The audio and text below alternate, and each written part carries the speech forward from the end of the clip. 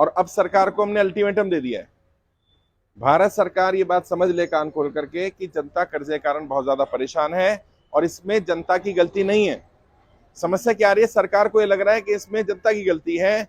और कई लोग सरकार के अधिकारियों से जब हमारी टीम मिलती है तो वो जब कैमरे पर बात करते हैं तो अलग बात करते हैं, जब कैमरा बंद कर देते तो अलग बात करते हैं। वो कहते हैं हाँ बात सही कह रहे हो, नोटबंदी, जीएसटी, लॉकडाउन के कारण लोगों का व्यापार बंद हुआ, लोगों की नौकरियां छूटी हैं और इस कारण से उनके साथ दिक्कत आई है। लेकिन समस्या क्या आ रही है, सरकार के लोग जब सामने बात करते हैं कैमरे में, मीडिया से, तो कहते नहीं नहीं कोई दिक्कत नहीं है, कोई समस्या नहीं है।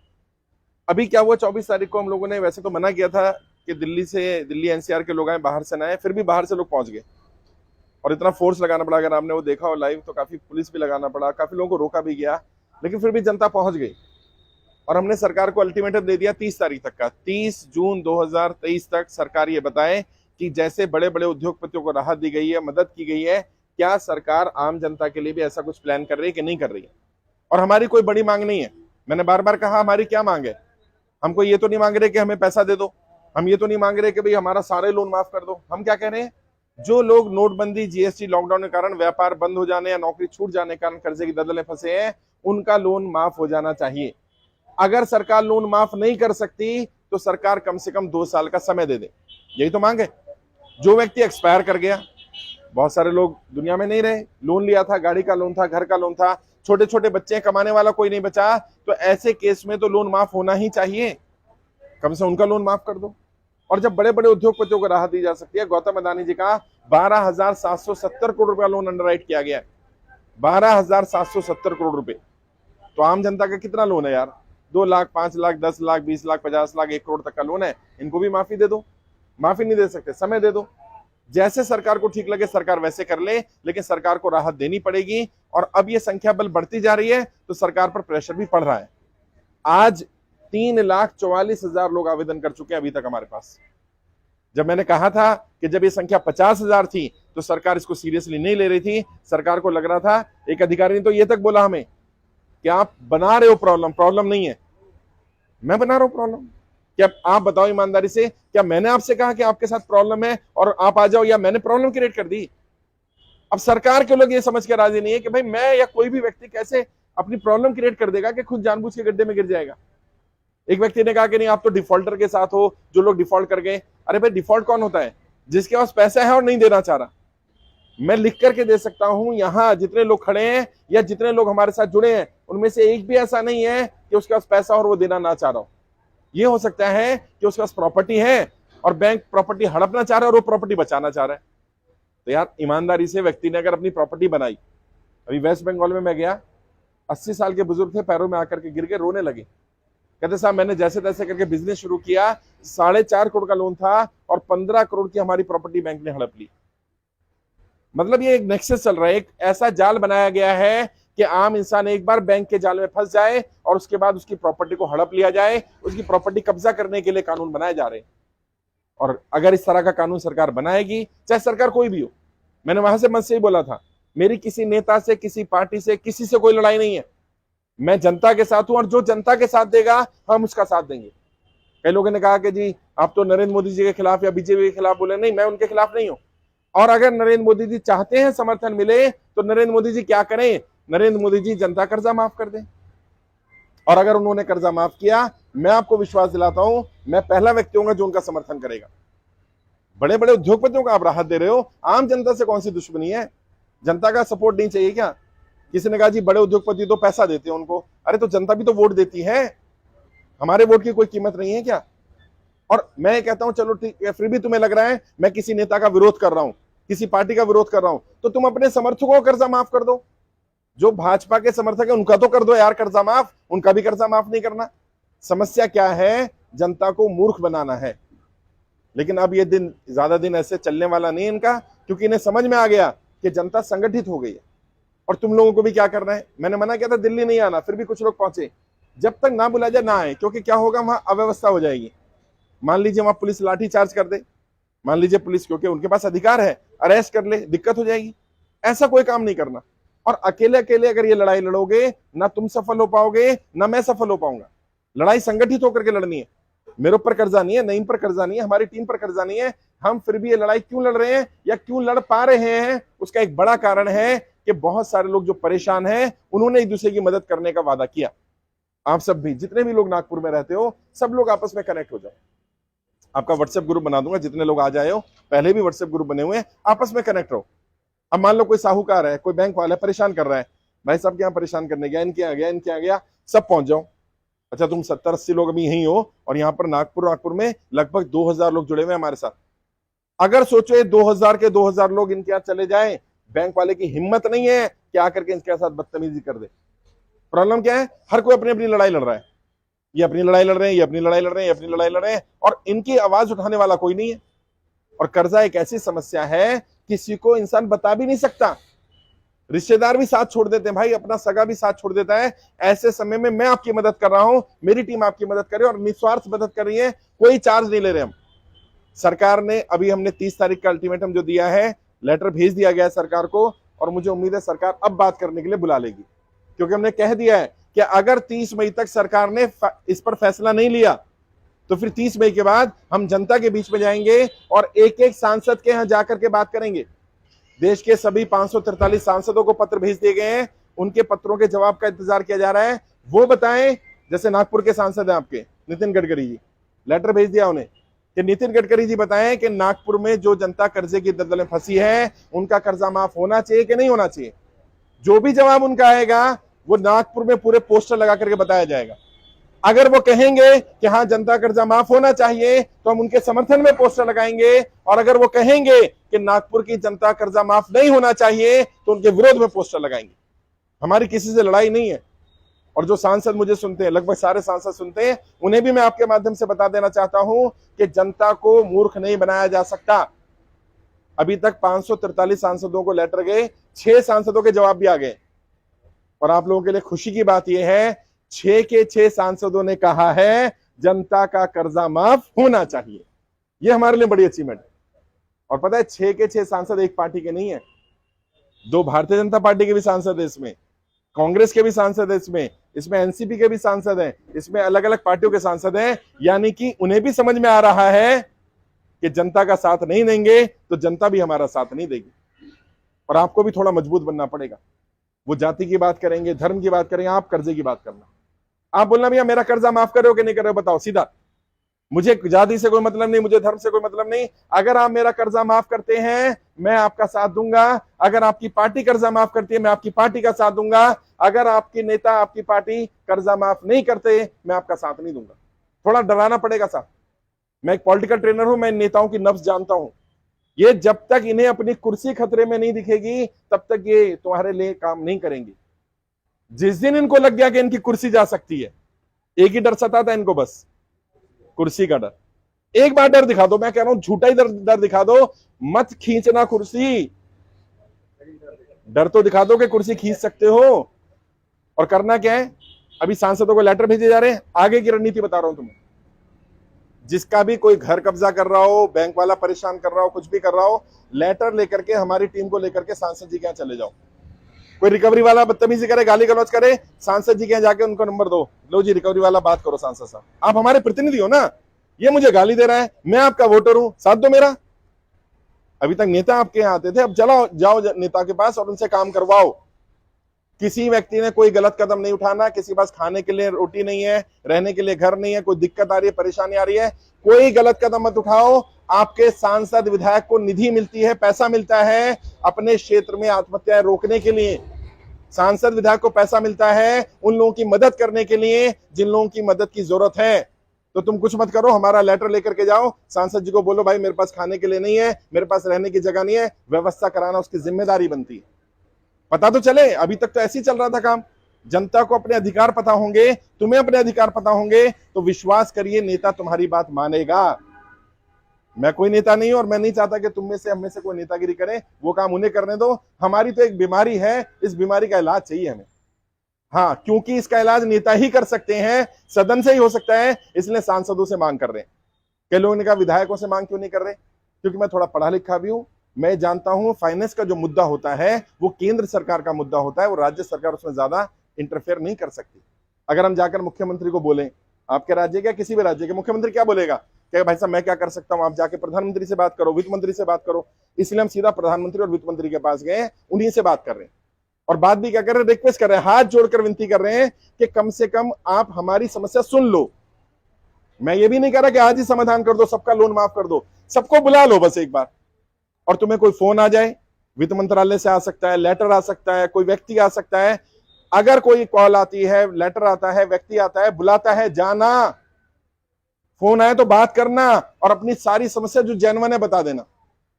क्योंकि उन्हें क्या लग रहा है, उन्हें ये लग रहा है कि मैं प्रॉब्लम क्रिएट कर रहा हूं, तुम्हें प्रॉब्लम नहीं है, मैं बीच से हट गया, मैंने सरकार को बोल दिया कि भैया मुझसे बात मत करो, इनसे कर लो बात, अपनी समस्या तो तुम बता ही सकते हो ना, जो समस्या जेन्युइन है बता देना, प्रूफ रखना। लेकिन हाँ, क्योंकि सरकार बिना पेपर के बात नहीं करती।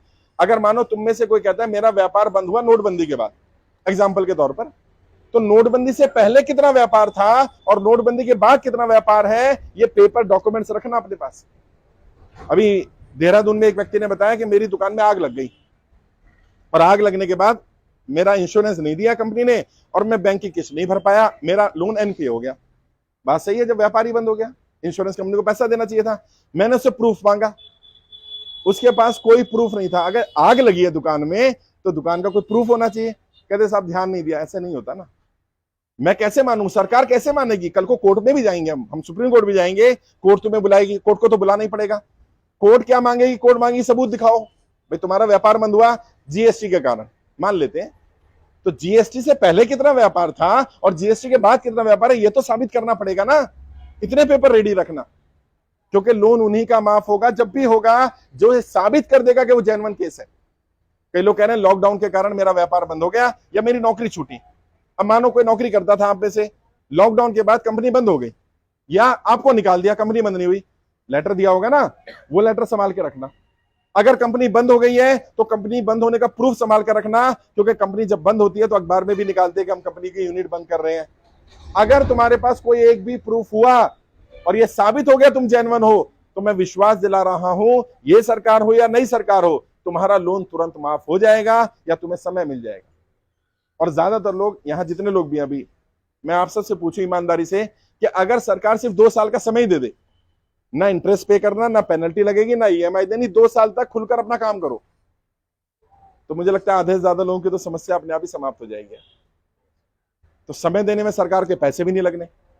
और जो लोग कह रहे हैं पैसा कहां से आएगा, तो मैंने वीडियो भी डाली थी, सरकार के पास ऑलरेडी पैसा है, पता है ना, वीडियो देखी थी, कहां है पैसा? Unclaim amount. हाँ, ये पूछेंगे तुमसे, नेता आगे कहेगा अरे भाई साहब आप कह रहे हो सबका कर्जा माफ कर दो, पता है कितना लगेगा? 1 लाख करोड़ रुपए खर्चा होगा, कहां से आएगा? आप बोलना नेताजी मूर्ख मत बनाओ, 2 लाख करोड़ रुपए पड़ा हुआ है, अनक्लेम्ड है, उससे यूज कर लो। अनक्लेम्ड अमाउंट कौन सा होता है वो भी समझ लो। मान लो किसी ने इंश्योरेंस कराया, किसी ने बैंक में अकाउंट खुलवाया, बंदा भूल गया, तो मिनिमम बैलेंस पड़ा रहेगा ना, 10,000 5,000 जो भी है। इंश्योरेंस कराया पहले जमाने, अब तो ऑनलाइन हो गया, इंश्योरेंस के पेपर मिलते थे, अब वो फाइल खो गई, घर वालों को पता ही नहीं पिताजी का इंश्योरेंस था, पिताजी एक्सपायर कर गए, वो 10 साल से अनक्लेम पड़ा हुआ है। 10 साल या उससे ज्यादा अगर किसी अकाउंट में कोई ट्रांजैक्शन ना हो, पैसा ना डाला जाए ना निकाला जाए, उसे अनक्लेम्ड अमाउंट कहा जाता है। और अगर 10 साल हो गए हैं, इसका मतलब यह है कि वो व्यक्ति वो पैसा लेने नहीं आएगा। और पैसा किसका है? जनता का है। मैं क्या कह रहा हूं, जनता का पैसा जनता को ही वापस कर दो, सरकार के ऊपर 1 रुपए का भी बर्डन नहीं पड़ेगा। 2 लाख करोड़ रुपए सरकार के पास पड़ा हुआ है। 2 लाख करोड़ रुपए कितना अमाउंट होता है मैं बता रहा हूं आपको। हमारे मिशन में जो 3,44,000 लोग जुड़े हैं, सबका मैंने टोटल अमाउंट चेक करा, ये 1 लाख करोड़ भी नहीं बनता। यानी हर व्यक्ति का सारा लोन अगर माफ हो जाए तो भी 1 लाख करोड़ में ही काम हो जाएगा। ऐसे समझ लो, अगर 2 लाख करोड़ रुपए, 2 करोड़ लोगों का 1-1 लाख रुपए का लोन सरकार माफ करती है, तो 1-2 करोड़ लोगों का लोन माफ हो सकता है। अगर 1-1 करोड़ का लोन माफ करती है तो 2 लाख लोगों का 1-1 करोड़ का लोन माफ हो सकता है। और यहां मुझे नहीं लगता कि 1 करोड़ का लोन होगा, 1-2 लोग, 4 लोग होंगे, ज्यादातर का 5 लाख, 10 लाख, 20 लाख, 30 लाख, इस रेंज का लोन। और जब माफी की बारी आएगी तो पता है क्या होगा? जितना पैसा आपने भर दिया, ईएमआई के तौर पे भर दिया, इंटरेस्ट पेनल्टी भर दिया, वो आपके प्रिंसिपल में से पहले माइनस होगा। और यहां कई लोग ऐसे हैं जिन्होंने जितना पैसा लिया था उससे ज्यादा तो भर चुके। अभी कल में मिला, एक व्यक्ति ने कहा कि मेरा 80 लाख का लोन था और आज मैं 1 करोड़ से ज्यादा भर चुका और अभी भी ये 60 लाख रुपए क्लेम कर रहे हैं मुझसे। बताओ, लूट मचा रखी है। अभी ईएमआई, किसी की ईएमआई 40 बची थी, उसकी 80 ईएमआई कर दी। एक बुजुर्ग आदमी जिसकी उम्र इस समय 62 साल है, उसकी ईएमआई पता है कितनी कर दी? 500। भाई 500 ईएमआई कितने साल में देगा? इतने उम्र होती है इतनी इंसान की, कितने भी बनाए जा रहे हैं। क्यों? क्योंकि प्रॉपर्टी हड़पनी है, प्रॉपर्टी की वैल्यू ज्यादा है और लोन अमाउंट कम है। यही समस्या लोगों के साथ आ रही है। और इसमें कौन लोग इन्वॉल्व हैं? मैं, कई लोग रिकॉर्डिंग कर रहे हैं, ऑन कैमरा बोल रहा हूं, इसमें ज्यादातर नेताओं के लोग इन्वॉल्व हैं। अभी मेरे को यूपी में बताया गया, एक बड़े नेता के भाई गाड़ियां उठाने का काम करते हैं, जो बैंक वाले रिकवरी वाली गाड़ियां उठवाते हैं, नेता का भाई काम करता है। इसलिए नहीं सुन रहे हमारी, क्योंकि उनके धंधे चल रहे हैं। थोड़ा दबाव बनाओ, डरने से काम नहीं चलेगा, घबराने से काम नहीं चलेगा। मैंने बार बार कहा है, आपने लोन लिया, आपने कोई पाप नहीं कर दिया, कोई गुनाह नहीं कर दिया है। अपने आप को दोष देना बंद करो। कई लोग ऐसे हैं, गिल्ट फील कर रहे हैं। कल भी एक बुजुर्ग मिले, वो कहते हैं साहब मैं आपके किसी के सामने नहीं आना चाहता। मैंने क्यों? कह रहे शर्म आती है, मैंने इतना बड़ा पाप कर दिया। मैंने क्या पाप कर दिया? कह रहे मैंने लोन लेना नहीं चाहिए था, लोन ले लिया। मैंने लोन लेना कोई पाप थोड़ी है, सब लोग लोन लेते हैं, गाड़ी घर सब लोन पर ही लेते हैं। और ऐसा नहीं है आज लोन ले रहे हैं, लोन हमेशा से चला आ रहा था, आगे भी चलता रहेगा। पहले क्या होता था, व्यापार चल रहे होते थे, नौकरियां चल रही होती थी, तो लोग किस्त भर देते थे, नया लोन ले लेते थे। अभी क्या हो गया? अभी व्यापार बंद हो जाने के कारण, नोटबंदी, जीएसटी, लॉकडाउन के कारण, और अभी ये फिर से 2000 का नोट बंद कर दिया। ऑल्दो आम जनता के पास नोट नहीं है 2000 का, हमें फर्क नहीं पड़ेगा, लेकिन व्यापार पर फर्क पड़ जाएगा, क्योंकि भारत में ब्लैक और व्हाइट दोनों तरह का व्यापार चलता है। ये सच्चाई है, इसे स्वीकार करना पड़ेगा हमें। तो अगर बड़े लोगों का व्यापार बंद होगा, तो बड़े लोग जिससे व्यापार करते हैं उनका भी व्यापार बंद होगा, और यानी असर जनता पर ही पड़ेगा अल्टीमेटली। बट ठीक है, सरकार की मर्जी है, सरकार नोट चलाए ना चलाए, लेकिन उसके कारण जिसको दिक्कत आएगी, उसकी दिक्कत भी सरकार को सुननी पड़ेगी। तो पहला काम है हमारा, सरकार तक अपनी बात पहुंचाना। मैं भी पहुंचा रहा हूं, तुम भी पहुंचाओ। अभी हमने क्या करना है, अब हम ट्विटर पर आ रहे हैं और ट्विटर पे इसको ट्रेंड करेंगे, क्योंकि मुझे बताया गया कि वित्त मंत्री और प्रधानमंत्री के ट्वीट जो है वो पढ़े जाते हैं, देखे जाते हैं। मैंने ठीक है, कल से काम शुरू कर देंगे और 30 जून तक हम इसको ट्विटर पे ट्रेंड करेंगे। प्रधानमंत्री को टैग करेंगे, वित्त मंत्री को टैग करेंगे, और तुम सब लोगों ने भी उनको टैग करना है। और बस यही कि हमारी परेशानी सुन लो बस। और मैं बता रहा हूं, अगर प्रधानमंत्री ने सुनने के लिए बुला लिया ना, तो बैंक वाले की हिम्मत नहीं है कि बैंक वाला आकर के तुम्हारे घर पर खड़ा हो जाए। किसी रिकवरी एजेंट की हिम्मत नहीं है कि तुम्हारी गाड़ी उठा ले, तुम्हें धमकी दे दे। इतना सा काम सरकार कर देगी तो हमारी बहुत मदद हो जाएगी। और एक हेल्पलाइन नंबर सरकार को जारी करने को रिक्वेस्ट की जा रही है। एक ऐसा हेल्पलाइन नंबर जारी करे, SOS बटन, जैसे गाड़ी में होता है ना, इमरजेंसी बटन दबा दो।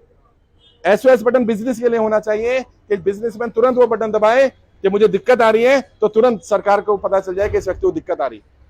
बैंक को कोई सपना नहीं आएगा, सरकार को कोई सपना नहीं आएगा, कोई ऐसा माध्यम ही नहीं है कि यहां नागपुर में इतने लोग परेशान हैं, ये बात सरकार तक कैसे पहुंचे। कोई माध्यम ही नहीं है हमारे पास, तो कोई ऐसा सिस्टम बनाना पड़ेगा। तो घबराना भी नहीं है, परेशान भी नहीं होना। मैं स्पेशली आपके लिए मिलने आया हूं, एक एक व्यक्ति से मिलकर के जाऊंगा। जो लोग दिल्ली आए थे वहां भी मैंने कोशिश की मैक्सिमम लोगों से मिलने की। आपने अगर यूट्यूब या फेसबुक पे कार्यक्रम देखा हो, बहुत जबरदस्त कार्यक्रम था। और जितने वहां पुलिस वाले खड़े थे, जितने वहां सिक्योरिटी वाले थे, जितने वहां पैरामिलिट्री के लोग थे, उन सबने हमसे कहा कि सर आपका मुद्दा बहुत अच्छा है। कह रहे हम नौकरी में हैं इसलिए हम कुछ कह नहीं सकते, लेकिन कर्जा हमारे ऊपर भी है। मीडिया वाले जो हमें दिखाते नहीं थे, एबीपी न्यूज ने भी दिखाया, ANI ने भी दिखाया, जी न्यूज जो सरकार का समर्थक मीडिया है उसने भी दिखाया हमें। लगभग 50 से ज्यादा अखबारों ने हमारी मीटिंग को कवर किया, और सरकार के पास ये सारे अखबार पहुंचते हैं, यानी अब सरकार तक बात तो पहुंच गई। क्यों पहुंच पाई? क्योंकि हम संगठित रहे। 10 महीने कम समय नहीं होता साहब, और 10 महीने तक लगातार एक ही मुद्दे पर काम करना। मेरा कोई और व्यापार नहीं रहा, सारे काम धंधे बंद हो गए, सिर्फ कि किसी लिए जनता की समस्या सुन ली जाए। लेकिन ठीक है, मेरे पास संसाधन है, रिसोर्सेज है, मैं कर पा रहा हूं, मेरी टीम भी कर पा रही है। तुम में से किसी से 1 रुपया भी नहीं लिया गया है, और मैं वादा करता हूं कभी 1 रुपया भी नहीं लूंगा। ना मुझे तुमसे कोई वोट चाहिए, ना कोई सपोर्ट चाहिए, मुझे कुछ चाहिए ही नहीं। अगर सरकार तुम्हारा कर्जा माफ कर दे, जो सरकार कर दे, मैं पहला व्यक्ति होऊंगा तुम्हें कहूंगा उसका साथ दे दो यार, जाओ, कोई भी कर दे। बीजेपी वाला कर दे, कांग्रेस कर दे, शिवसेना कर दे, एनसीपी कर दे, बीएसपी कर दे, आम आदमी, कोई भी कर दे, हम जनता के साथ हैं और जो जनता के साथ है हम उसके साथ हैं। क्योंकि लोग कहेंगे कि ये राजनीति कर रहे हैं, वो कर रहे हैं, और राजनीति का भी जवाब मैंने दिया था। अगर कोई कहे राजनीति कर रहे हैं, बिल्कुल राजनीति कर रहे हैं, क्योंकि राजनीतिक मुद्दा है।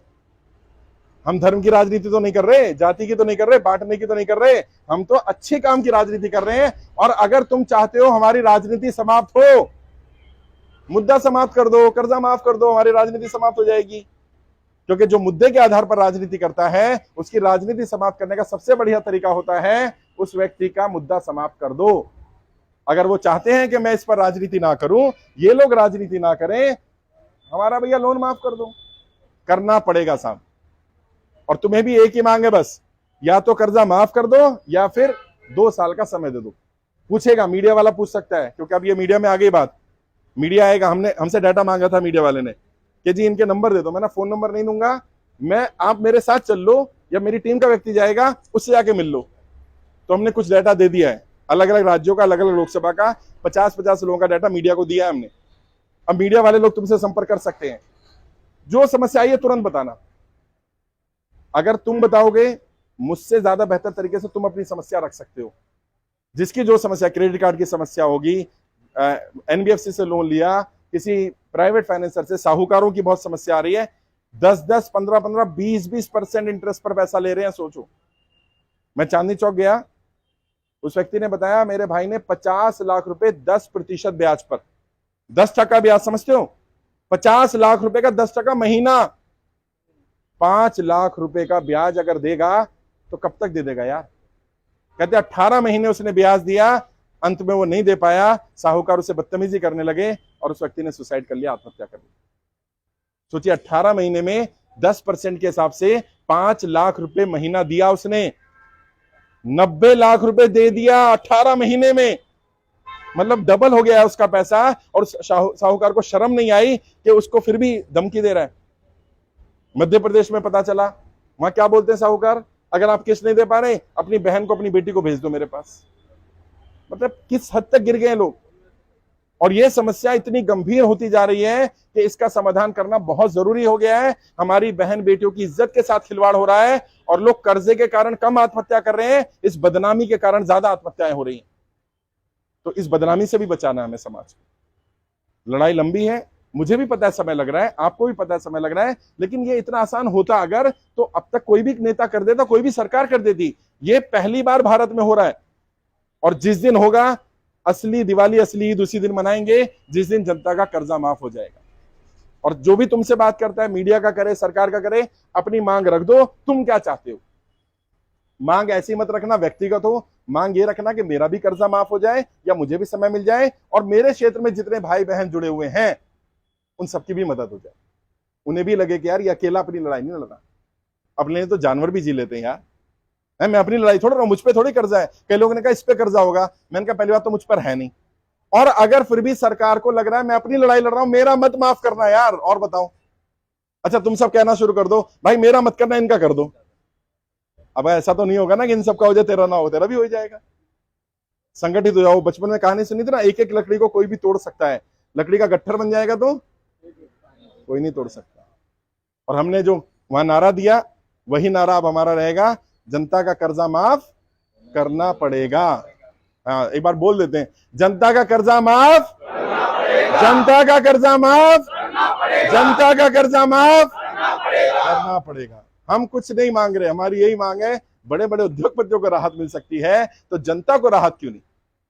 मैं लड़ूंगा आपकी लड़ाई, और जिस दिन मैं कहूं, आह्वान करूं दिल्ली जाने का, तैयार रहना, दिल्ली जाना पड़ सकता है। जैसे किसान बैठे थे ना, जैसे किसान बैठे थे बॉर्डर पे, वैसे बैठेंगे। और दिल्ली में रहने खाने की चिंता मत करना, गुरुद्वारे बहुत हैं, गुरुद्वारे वाले लंगर खिला देते हैं किसानों को। 1 लाख से ज्यादा किसानों को 1 साल लंगर खिलाया उन्होंने, रहने खाने की दिक्कत नहीं आती वहां पर। और अगर 1 लाख किसान बैठ गए और सरकार ने बात मान ली, तो हम 3.5 लाख लोग अगर जाके बैठ जाएं, मानना ही पड़ेगा। और आपके माध्यम से ये वीडियो जाएगा, सरकार भी सुन रही होगी। मैं सरकार के लोगों को कहना चाहता हूं, हमें दिल्ली आने पर मजबूर मत करो, वरना अभी सुन लिया नागपुर के लोग दिल्ली आने वाले हैं, पूरे देश के अलग अलग राज्यों के लोग दिल्ली आने वाले हैं। सरकार पर दबाव पड़ रहा है। मैं भी नहीं चाहता ऐसा हो, लेकिन दिल्ली को इतनी भी दूर नहीं है। जब अपनी लड़ाई लड़नी है, अपना घर बचाना है, अपनी जान बचानी है, अपना परिवार बचाना है, तो व्यक्ति कहीं भी चला जाता है। बट फिर भी कोई गलत कदम मत उठाना। किसी को दिक्कत आ रही है रहने की, खाने की, पैसे की, कोई भी दिक्कत आ रही है, एक बार बात कर लेना। मैंने पर्सनल व्हाट्सएप नंबर दिया था, वो मेरा पर्सनल व्हाट्सएप नंबर है। उस पर जब आप व्हाट्सएप करते हैं तो टीम संपर्क कर लेती है आपसे। कम से कम आपसे संपर्क तो हो जाता है, मैं कहाँ हूं ये पता तो चल जाता है। लोग कहते हैं सर डायरेक्ट आपसे बात करनी है, प्रैक्टिकली संभव नहीं है। अगर मैं सबसे बात करने लग जाऊंगा तो मैं कुछ और कर ही नहीं पाऊंगा। आप मेरी टीम से बात करो, अगर वो संतोषजनक जवाब नहीं देते तो व्हाट्सएप पर लिखो कि इस व्यक्ति से मेरी बात हुई, उसने मुझे मदद नहीं की, ताकि वहां फिर दूसरे व्यक्ति का नंबर मिल जाए। वैसे हम कोशिश ये कर रहे हैं, देश के सभी राज्यों के जितने केंद्र हैं, हमारे 12,000 केंद्र खुले हुए पूरे देश में। यहाँ भी कई साथी होंगे जिन्होंने बैनर लगा लिया है, केंद्र खोल रखा है जहां लोगों को जोड़ा जा रहा है। वो 12,000 के 12,000 केंद्रों की लिस्ट बना करके वेबसाइट पे डाल दें, ताकि आपके गली मोहल्ले में भी कोई केंद्र होगा तो आपको कहीं जाने की जरूरत नहीं, वहीं चले जाओ। 12,000 केंद्र हैं पूरे देश में जो कर्जा मुक्ति केंद्र निःशुल्क काम कर रहे हैं। और किसी को 1 रुपया भी मत देना, दिया भी नहीं होगा आपने, देना भी नहीं है। और अगर कोई मेरे नाम से कर्जा मुक्ति अभियान के नाम से पैसा मांगे, तुरंत उसकी पुलिस में कंप्लेंट कर दो, तुरंत। क्योंकि जब हम फ्री में काम करें, कोई हमें बदनाम करने की, कई लोग बदनाम करने की कोशिश कर रहे हैं। मैं नाम तो नहीं लूंगा, एक बड़े पत्रकार हैं जो उस दिन आए थे, उन्होंने एक बात बोली। उन्होंने कहा सर आप ये निःशुल्क क्यों कर रहे हो? मैंने क्यों, क्या समस्या है? कह रहे पैसे ले लो, चाहे भले 100 रुपए ले लो, सब दे देंगे, कम से कम आपका खर्चा भी निकल जाएगा। मैंने कहा तुम यही तो चाहते हो कि मैं एक बार पैसे ले लूं और फिर तुम बदनाम शुरू कर दो कि देखा पैसे इकट्ठा करने का धंधा चल रहा है। मैं नहीं, ये काम नहीं करूंगा। मुझे जितना काम करना है कम कर लूंगा, मैं जितना मेरा संसाधन है मैं उतने लगाऊंगा। मैं भैया टैक्सी में आ जाता हूं, मेरे को जरूरत नहीं है गाड़ी की, फ्लाइट में नहीं आ पाऊंगा, ट्रेन में आ जाऊंगा। जितना मेरे पास है मैं उतना लगा करके काम करूंगा। और जब आप अपना पैसा लगा करके काम करते हैं तो किसी का एहसान नहीं होता आपके ऊपर। कोई आपको ये नहीं बोल सकता भाई साहब मैंने पैसे दिए। अगर आपने 1 रुपया भी ले लिया ना किसी से फॉर्म भरवाने का, 1 रुपया भी, तो आप समझ लेना मिशन पटरी से उतर जाएगा सर।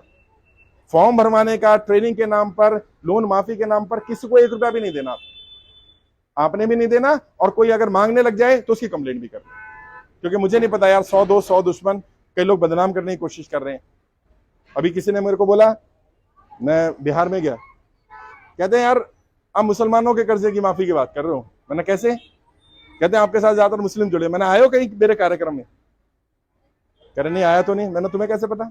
अब यहां देख लो भैया, प्रॉब्लम क्या, बदनामी करनी है बस। मैंने कहा चलो कोई बात नहीं, तुम्हारी बात बड़ी कर लेता हूं। तुम अगर ये कहते हो कि मुसलमानों का कर्जा माफ होना चाहिए, मैं उसकी लड़ाई लड़ रहा हूं, तो मैं तुम्हारे सामने अपील कर रहा हूं केवल हिंदुओं का कर दो। और बताओ, भाग गया?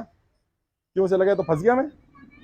अबे जब देश की आबादी में 80% हिंदू हैं तो कर्जा 80% हिंदुओं में ही होगा ना, कर्जे में भी वही ज्यादा होंगे। ये कौन सा नया गणित लेकर के आए? वो जोड़ेंगे, धर्म जोड़ेंगे, जाति जोड़ेंगे, तुम कर्जे पड़े रहना। मैंने वहां से बोला जंतर मंदिर से, कहते जी नरेंद्र मोदी जी राम मंदिर का निर्माण कर रहे हैं, उद्घाटन कर देंगे, वोट मिल जाएंगी। तो तुमने क्या कहना है? तुमने कहना है नरेंद्र मोदी जी राम मंदिर का उद्घाटन भी करिए और उसी दिन डिक्लेयर कर दीजिए देश का जनता कर्जा माफ। इससे बढ़िया बात क्या होगी? हम किसी के विरोधी में नहीं है, हम तो जनता की आवाज उठाने में लगे हुए हैं। जनता परेशान है, ये बात सरकार को समझनी पड़ेगी। और परेशान जनता है तो परेशानी का इलाज जिन्होंने परेशानी में डाला वही कर सकते हैं। लॉकडाउन तुमने नहीं लगाया, मैंने नहीं लगाया, नोटबंदी तुमने नहीं करी, मैंने नहीं करी, जीएसटी तुमने नहीं लगाया, मैंने नहीं लगाया, सरकार ने लगाई है, तो सरकार ही ठीक भी कर सकती है। भाई हमें तो नहीं पता कैसे ठीक होगा, ना हमने करा ना हमें ठीक करना आता, सरकार ने करा है, सरकार ठीक है, सुनेगी सुनेगी, उसका भी तरीका बताया मैंने। अभी सबसे मिलेंगे, जिसके साथ जबरदस्ती कर रहा है, मिसबिहेव कर रहा है, बता देना। जिन लोगों ने नियम यूज किए हैं, अब बैंक वाले बड़े प्यार से बात करने लगे हैं। हम बोल रही है कि भाई हमको डिफॉल्ट घोषित मत करो, हम आपको बेच के दे रहे हैं, नहीं बोले मालिकाना हक हमारा है। बताऊंगा गलती पता क्या हुई है, मैं सुनो, गलती तुम सबसे हुई है। गलती ये हुई है कि तुम्हारी प्रॉपर्टी की वैल्यू थी 1 करोड़ रुपए, मान लो तुम्हें लोन लेना चाहिए था 80%, 80 लाख। प्रॉब्लम आई, तुम्हें जरूरत थी 20 लाख की, तुमने लिया 20 लाख। तुम बने समझदार, समझदार नहीं बने, तुम बने मूर्ख। तुमने 1 करोड़ का सामान 20 लाख रुपए पे गिरवी रख दिया। अब उसकी निगाह अपने 20 लाख पर नहीं है, उसकी निगाह तुम्हारी 1 करोड़ की प्रॉपर्टी पर है, और जब तुमने वो प्रॉपर्टी की गिरवी रखी थी तब थी 1 करोड़ वैल्यू। आज 5 साल बाद उसकी वैल्यू हो गई 2 करोड़ रुपए। लोन दिया उसने 20 लाख, 5 साल तुम किस्त भी भर चुके, 10 लाख जमा भी हो गया है। अब बैंक को पता है, बैंक समझदार है, तुम बनो ना थोड़ी देर के लिए बैंक, कि तुम्हारा 10 लाख रह गया है, 2 करोड़ का सामान पड़ा है, तुम क्या चाहोगे? ये डिफॉल्ट कर जाए। और डिफॉल्ट कैसे कराया गया जानबूझ करके बताऊं? कोरोना के कारण जिन लोगों के साथ दिक्कत आई उन्हें मोरेटोरियम दे करके मोरेटोरियम के नाम पर मूर्ख बना दिया। 3 इंस्टॉलमेंट नहीं देनी, और ऐड पता है कितनी कर दी? 20 इंस्टॉलमेंट, 18 इंस्टॉलमेंट। और कैसे ऐड करी गई? वो 3 महीने उठा करके लास्ट में ऐड कर दिए गए। मान लो आपका लोन रह गया था 1 साल का, तो इन्होंने क्या करा, 3 महीने 1 साल बाद लगाएंगे, और 1 साल तक इन 3 महीने का इंटरेस्ट लगाएंगे। तो वो ईएमआई 3 की जगह 6 हो गई, 7 हो गई। और लॉकडाउन के समय पर क्या किया गया? लोगों को जबरदस्ती लोन एक्स्ट्रा भी दिए गए, टॉपअप करवाया गया। तुम्हें बैंक तब तक टॉपअप कराता रहेगा जब तक तुम डिफॉल्ट ना कर जाओ, क्योंकि वो बहुत समझदार है, वो धंधा करने आया है, उसे पता है जब तक डिफॉल्ट नहीं करेगा तब तक सरफेसी एक्ट लागू नहीं होगा, और जब तक सरफेसी एक्ट लागू नहीं होगा मैं इसकी प्रॉपर्टी हड़प नहीं सकता, मुझे इसे डिफॉल्ट करवाना है। ये एक नेक्सस बना रखा है। गड्ढे में हो तुम, गड्ढे में से मिट्टी निकाल करके ये बताया जा रहा है तुम्हें गड्ढे में से बचा रहे हैं, नहीं। क्या कर रहे हैं? गड्ढे में से मिट्टी निकलती रहेगी तो क्या होगा? गड्ढा और गहरा होता चला जाएगा, और एक दिन इतना गहरा हो जाएगा तुम चाहकर भी इस गड्ढे में से निकल नहीं पाओगे। ये गलतियां हुई हैं, स्वीकार करो इस गलतियों को, क्योंकि लोगों ने सिखाया ही नहीं किसी ने। आपको 80% लोन मिल सकता था आपकी प्रॉपर्टी का, 70% मिल सकता था, आपने लिया 10%, तो बैंक को आपने ज्यादा ताकत दे दी। और कई लोग समझदार हैं, उन्होंने पता है क्या किया हुआ है, वैसे पता नहीं बतानी चाहिए नहीं बतानी चाहिए, उन्होंने एक ही प्रॉपर्टी जिसकी वैल्यू 50 लाख है उस पर 3 बैंकों से लोन लिया हुआ है 30-30 लाख रुपए का। अब लोन कितना हो गया? प्रॉपर्टी की वैल्यू हो गया, ले ले जा, लूट ले, कब्जा कर ले। अब बैंक उसके हाथ जोड़ रहा, भाई भाई कुछ भी दे दे, सेटल कर ले। ओटीएस के लिए तैयार है बैंक। बैंक प्रॉपर्टी केस में ओटीएस नहीं करता। अब क्यों कर रहा है बैंक? जब बैंक को लगता है कि आपकी प्रॉपर्टी की वैल्यू कम है और लोन अमाउंट ज्यादा है तो बैंक हाथ जोड़ता है। जब उल्टा हो जाता है तो तुम हाथ जोड़ते हो। तो समस्या क्या है? समस्या यह है कि जानबूझ करके आम इंसान की प्रॉपर्टी हड़प कर किसको जाएगी ये प्रॉपर्टी? बताऊं, ये भी राज की बात बता देता हूं। बैंकों ने प्रॉपर्टी डीलरों से, एजेंटों से सेटिंग कर रखी होती है पहले ही।